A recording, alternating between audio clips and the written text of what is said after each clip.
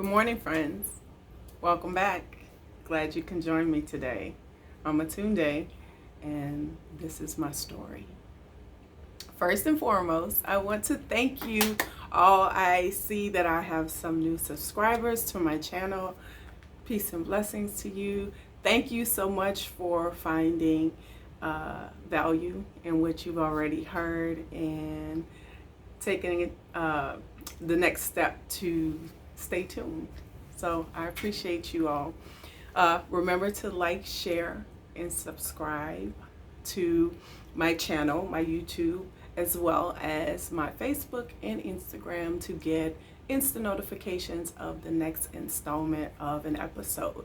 Also, share it with someone that you care about. If you find this content valuable and you know someone that could benefit from this content, please, by all means, share. Have them share in your wellness and liberation as well. Friends, I must say again that this content is for your edification, for your information, for your consideration.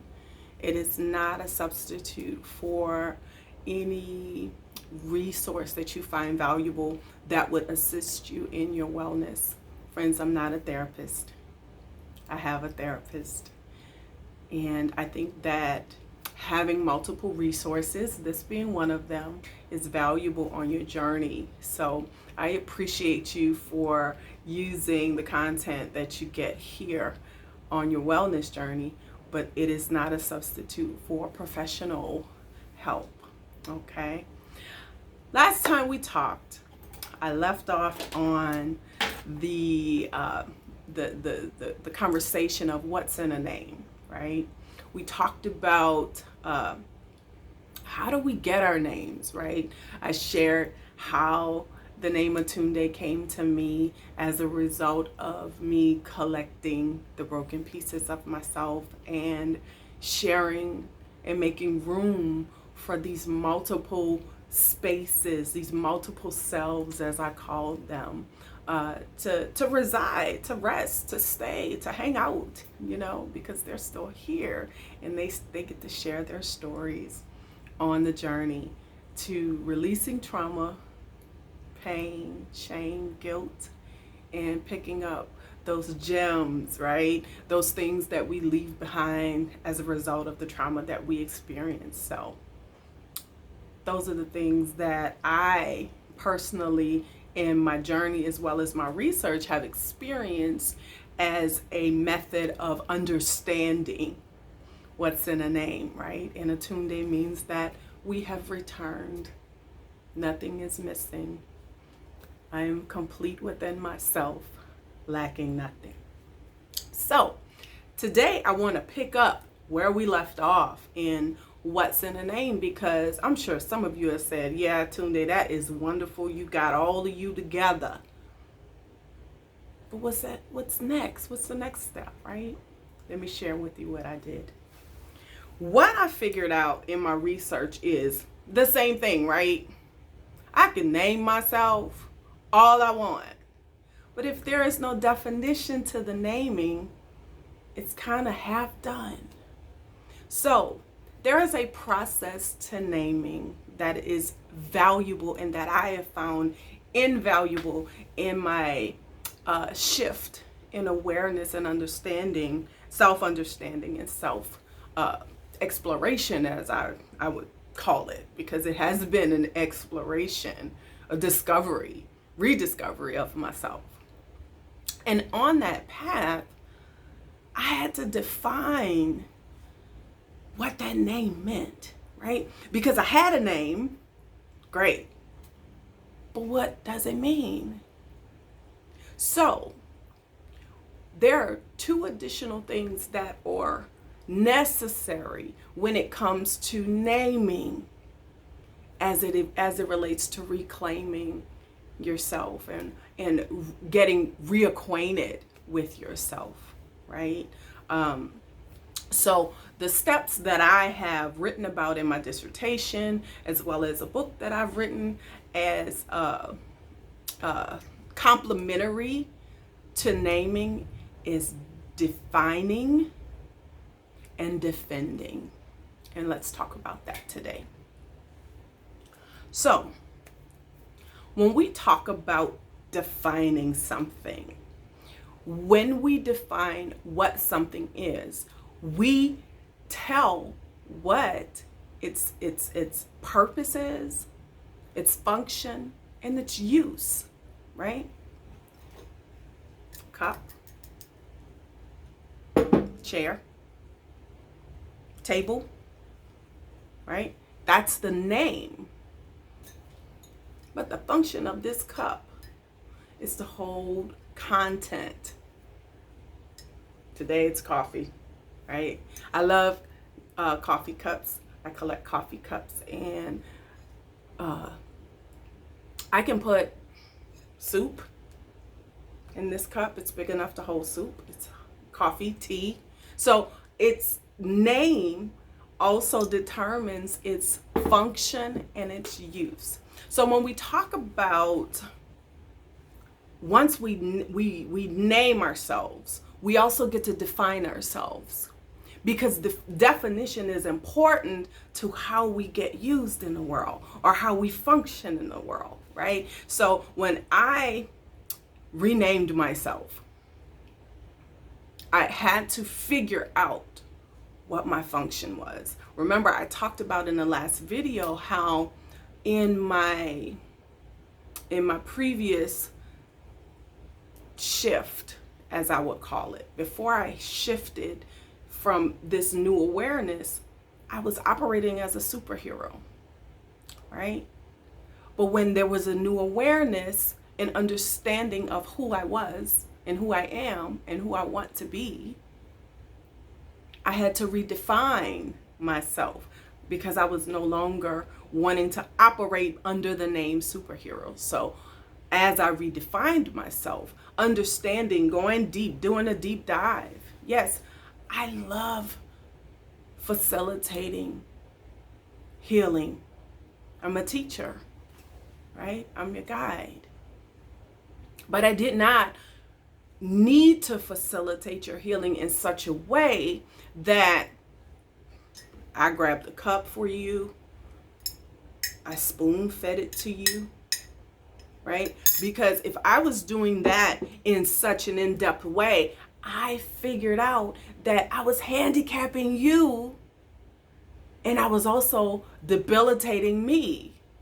Because if I have to feed you once, I got to keep feeding you. But if I teach you how to feed yourself, you can do it whether or not I'm there. That's the difference between a superhero and a healer for me.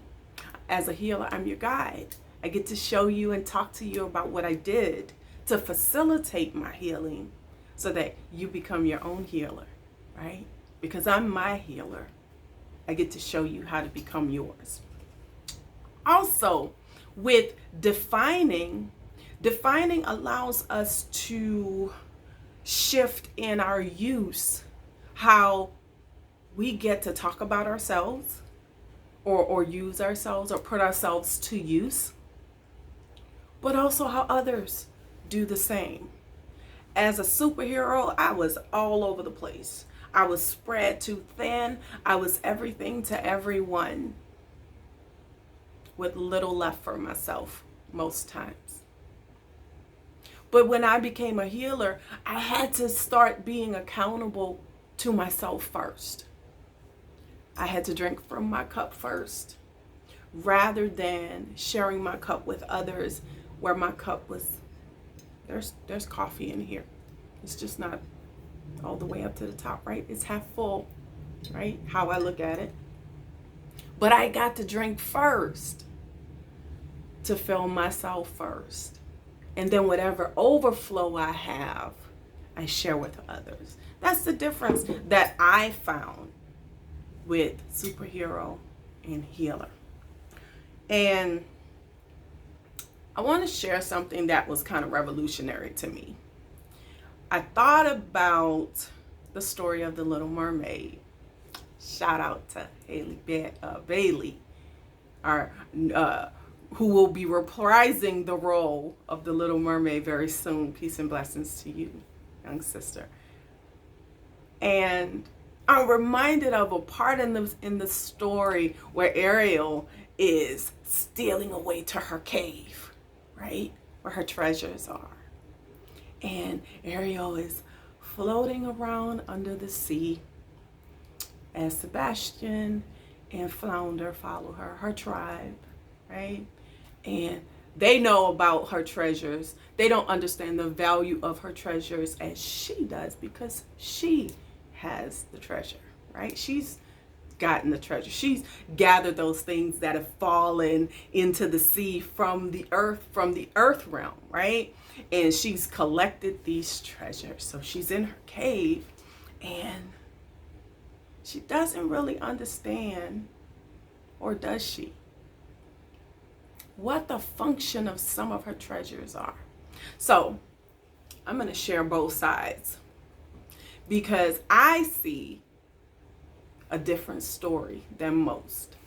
Because Ariel, being under the sea, does not have the same awareness or necessary function for her treasures as those on the ground, on the earth, right? Because, she's combing her hair with the name that she's given the tool that she's using, because she's defined its function and its use. Now, the earth dwellers called what she used to comb her hair a fork.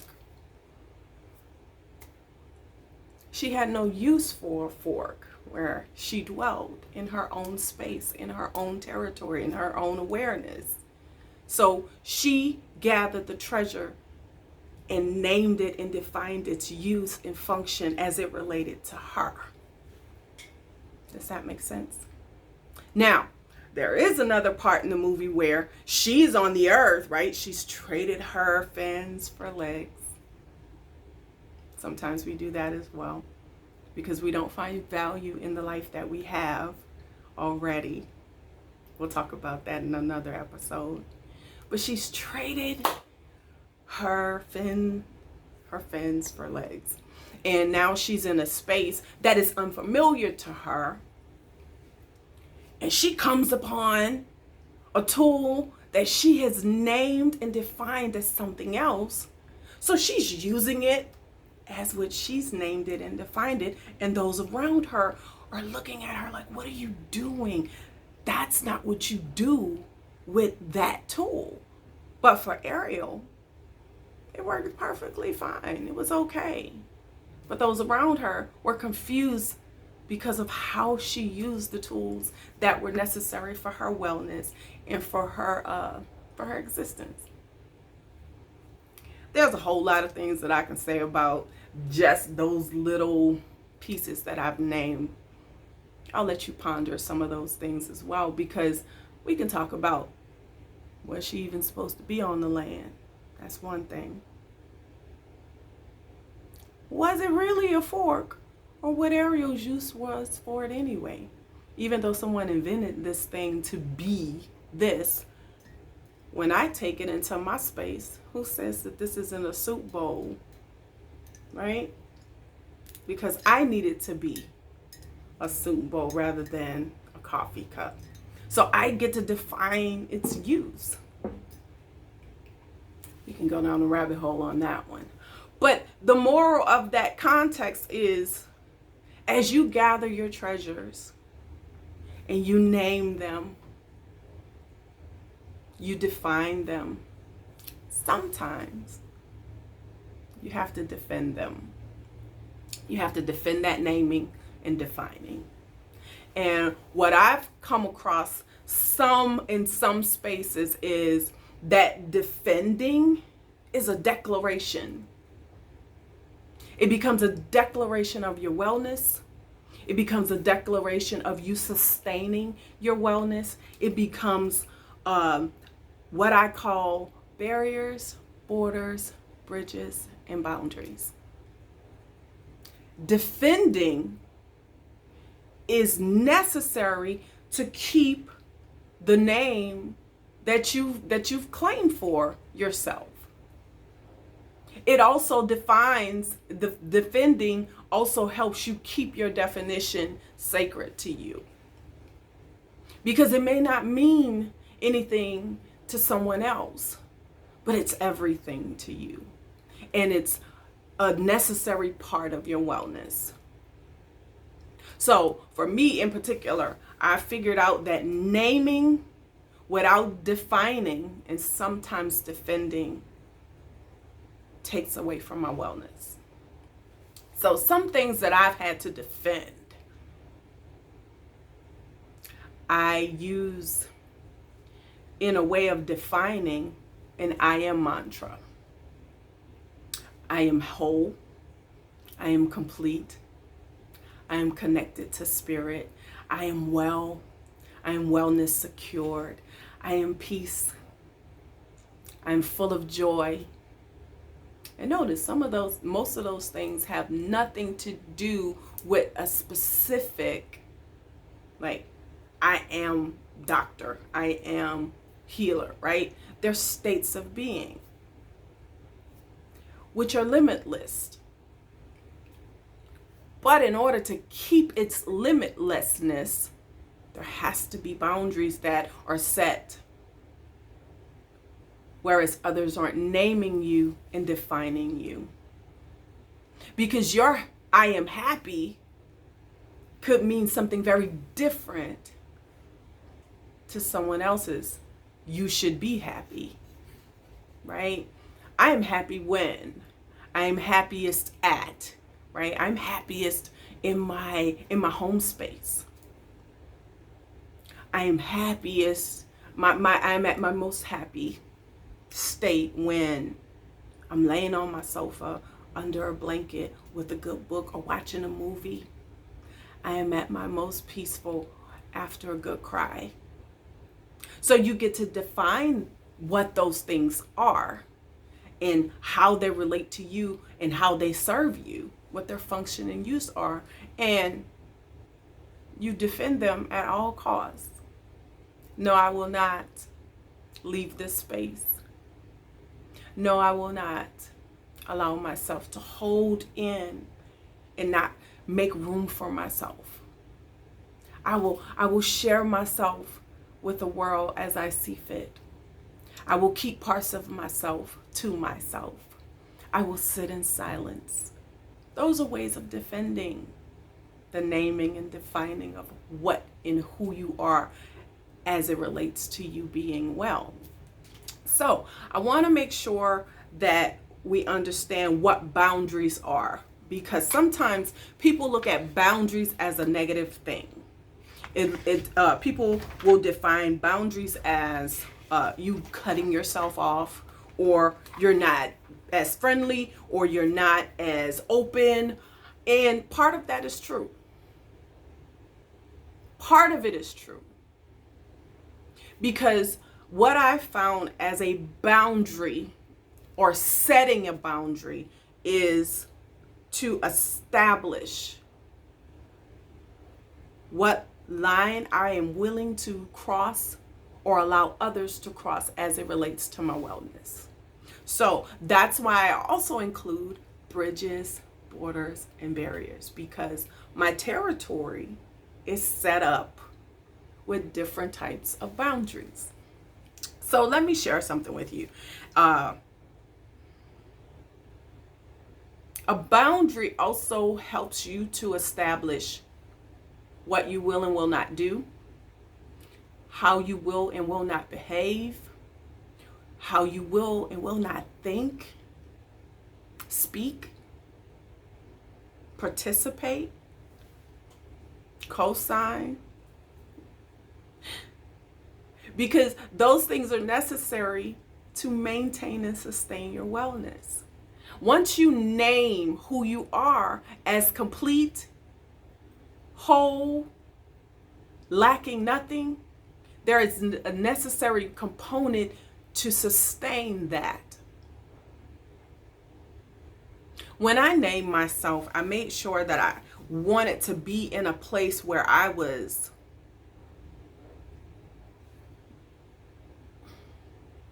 connected to myself and connected to something that was bigger than myself. So as I named myself and allowed myself to become whole, right? Wholeness, as I defined it, is being complete 100%. Not perfected, but complete. Because perfection is a journey, right? I don't think personally that we ever get to a state of perfection until we cross over, until this life is no more, until there is a transition. That's perfection. So I'm on a journey to perfection. But I am complete. I don't need anyone or anything to complete me because I'm enough. I am whole. I am aligned. I have returned to myself. But also there is the next step where the completeness is also about the journey, right? Because remember, when you return to yourself after you're going through your stages of healing, there is a need to be gentle and forgiving. Because there is a shift in awareness, there's a shift in your understanding. You have to have grace with your growth. And when I say grace with your growth, I mean that as you become well, we're in this stage of becoming, right? You must give yourself grace as you grow in your own self-awareness.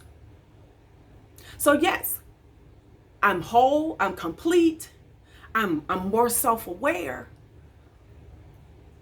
But I'm like, man, wow, right? We have those moments too.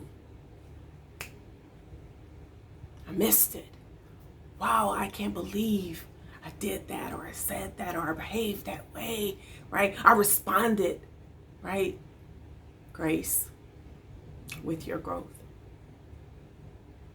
Wellness is a process. It's a journey.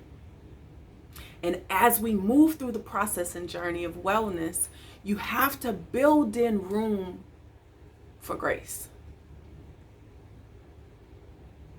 Because without grace, we re-injure ourselves, friends. Without grace, we are not grateful for what we know. Because remember, the work is in the remembering. And having grace in this new knowledge, in this remembering, it allows us to be gentle with ourselves in this new space and say, okay, yeah, I know this about myself now. I don't like mustard on my hot dogs. Man, I'm gentle with myself. When I'm at the cookout and they say, what do you want? I say, okay, I'd rather fix it. I know, right? Because I keep myself safe, because I don't need to have the conversation with everyone at the cookout about why I don't like mustard. I like mustard. But just as an example, right? Why I don't like to go out and hang out and be in the crowd, or right? There's a shift in my awareness because those things do not maintain and sustain my wellness. Now that I've understood what my wellness is, I have to maintain and sustain my wellness. But I grow in my wellness, right? When I was younger, I would hang out, I would stay up late. Ciao. If it's 9:30 and I'm still up, don't judge me. My body automatically shuts off. About 9:30. I used to be up with the 2 a.m. people. I know some of y'all are out there. I can't last past 9:30. But I'm okay with that now. I get myself together at 8. I'm like, oop, it's almost bedtime. I'm actually happy, right? I'm almost excited about the way that my body has said, hey, in order for me to be well, this is what I need. I can't be up at 2 in the morning and then expect to get up at 5 because I'm an early riser. That's something else that I've learned about myself. I love being up in the mornings, 4, 3 a.m., that's me. But in order to maintain my physical wellness, I'm in the bed at 8:30, 9 o'clock. Everything's off. But that's okay. You know, I used to feel like, oh, you're starting to get old. And it's like, oldness is a state of, being old is a state of mind. There's nothing old about me. And I'm not telling y'all how old I am. That's none of y'all business. Think about it. Figure it out. I'm here. I'm well. Wellness brings about a youthfulness about you. Age is a state of mind. But I love being in the bed. I love being a homebody. You know, when I'm out in the world and I'm teaching and I'm speaking and I'm sharing, I give a lot of myself. I give a lot of my spiritual, emotional, psychological, intellectual energy. And it pulls on my body. So I'm like, hey, it's time to go. Because I have to maintain wellness in all of my states, my physical state, my mental state, my intellectual state, right? And we'll talk about that as we go on. What does it mean to be well and how to maintain wellness, right? But as I started to understand the shifts within myself, as I named what I was, as I defined it, and then had, in some cases, to defend it, I maintained my wellness because I understood what wellness meant for me in the process of naming, defending, and defining myself to myself first. And then allowed my naming, defining, and defending to be a representation of who and what I was in the world, what my values were, what my beliefs were about myself first, as well as what I believed about, you know, things that are going on in the world, right? The world around me, because we don't live in isolation. We interact relationally. Relationships are transactional. We'll talk about that as well, because whether you understand it or acknowledge it, every relationship that you have is a transaction. It's an exchange. And in order to maintain your wellness, you need to know how you're transacting with others. As a superhero, I had poor transactional wealth, that's a thing, in my relationships, because I found that there was no reciprocity or very little reciprocity in most of those relationships, because how I showed up made the relationship exchange definition. You know, if I showed up as a superhero and I didn't need any help, I didn't ask for any help, I did all the work. The transaction with the other person was, hey, Atunde doesn't need anything from me. I don't need to show up in a particular way because this is how Atunde has shown up in this relationship. So as I stripped myself of my superhero and became who I wanted to be and named myself, I also behaved differently in my relationships. I started asking for help. I started naming what I need and who I wanted to be in these relationships, how I wanted to show up, because it was transactional. I had a part to play as well. And the part that I was playing, superhero, I didn't want to play that part anymore. So I had to redefine the relationship as I defined me. I asked for space. I asked for quiet. And as you move through the relationships, you understand, hey, this is how we transact with one another. And this is a state of wellness, right? Every relationship does not have the same transactional value. And we'll talk about that in another episode. But to recap, there can be no naming without defining, and if necessary, defending. Friends, defending is not always a physical thing. It can be a stillness within yourself to say, hey, I don't move like that anymore in the world. I don't behave like that.